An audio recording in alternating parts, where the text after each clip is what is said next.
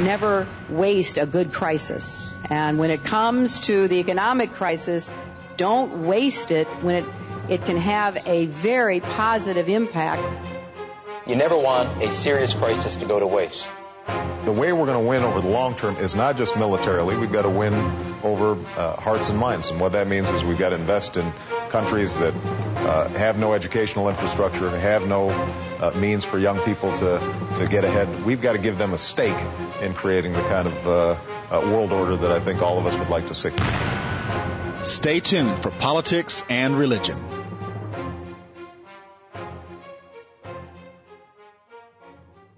Well, Fidel Castro is warning of imminent nuclear disaster.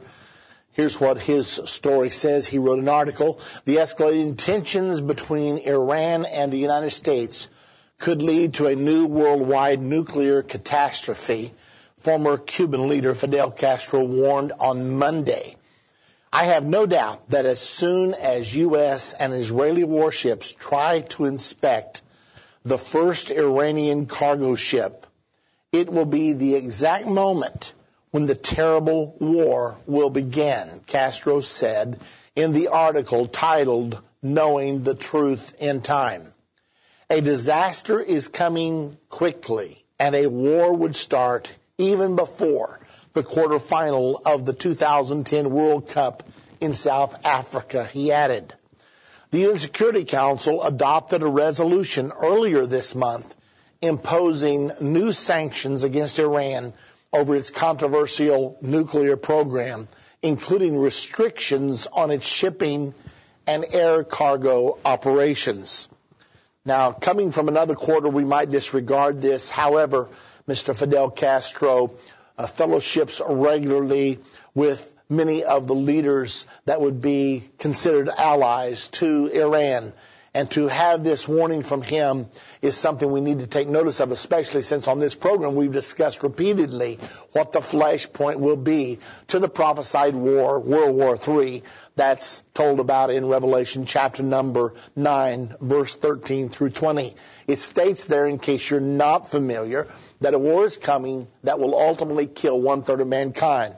Now, the alarming thing is this war is to emanate from the Euphrates River area. Well, that's the area of Iran, Iraq, Afghanistan, all that part of the world, and we have 130,000 troops stationed along the Euphrates River today.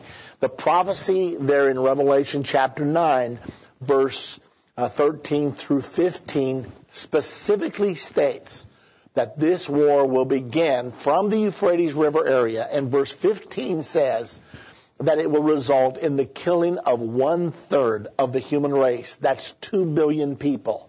That would be 40 times World War II. If you're interested in an entire explanation of this prophecy, we do have a new DVD out called World War III, and you may receive that if you'll give us a call. The number to call is 1-800-ENDTIME.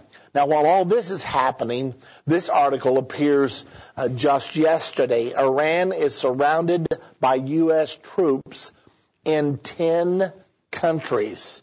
Now, this is even more pervasive than I had realized. Iran literally is surrounded by American troops, notes an oil market analyst, energy and capital editor Christian A. DeHammer.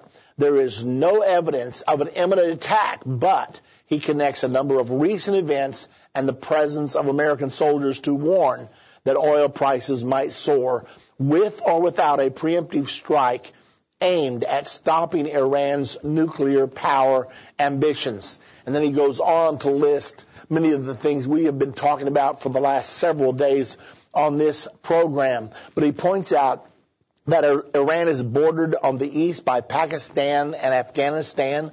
Of course, we have troops in Afghanistan, and we're not supposed to have troops in Pakistan, but we did have some killed there, so apparently they are crossing the border without it being made public knowledge.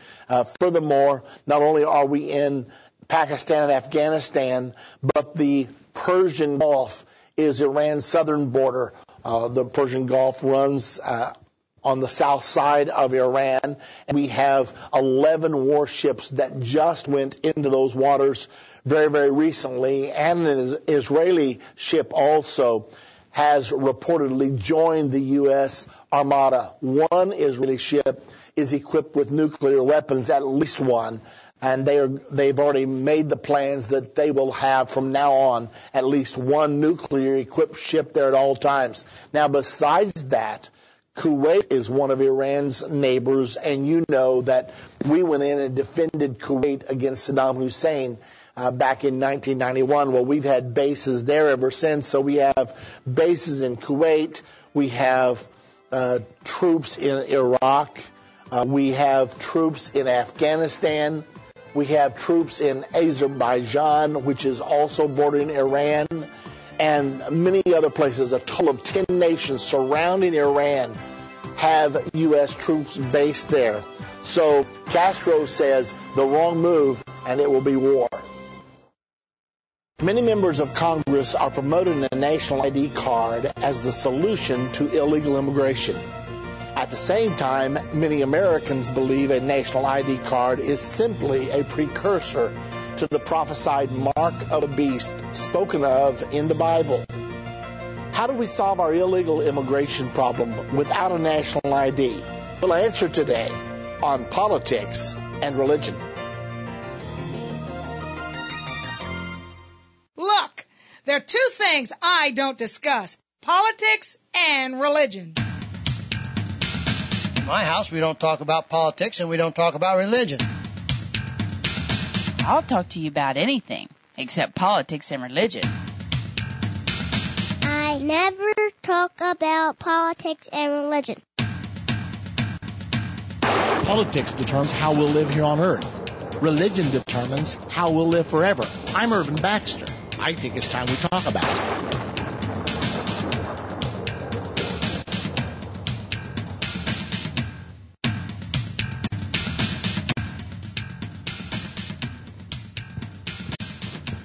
Well, we hit quite a firestorm yesterday. Apparently, a lot of you out there are terribly affected by the immigration problem, and our phones literally rung off the hook yesterday. So I felt like it would be good to bring this back today because we didn't nearly finish yesterday our discussion. We had a lot of people calling us to tell us what the problems were, but not very many people had answers.